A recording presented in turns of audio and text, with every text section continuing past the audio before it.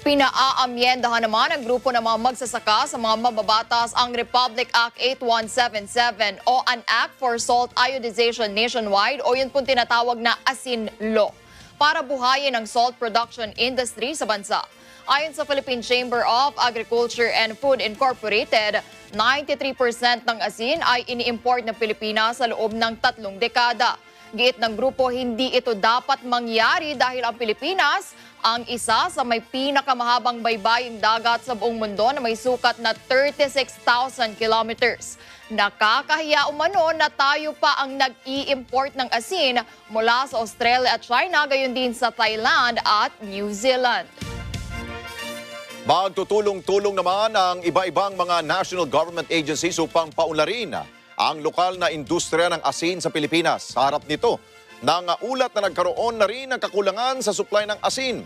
Sa tala ng Department of Agriculture o DA, 93% ang inaangkat na asin ng bansa sa kabila ng napakalawak na karagatang nakapalibot sa ating pong bansa. Pangungunahan ng Bureau of Fisheries and Aquatic Resources o BFAR ang gagawing research and development activities at yung pagbibigay ng technical assistance sa mga marginal at artisanal salt makers. Kabilang sa mga nakitang factors na naging sanhi ng pagbaba ng produksyon ng asin ay ang mababang kalidad at mabagal na pag-unlad ng local salt industry. Bukod pa sa iba-ibang kadahilanan.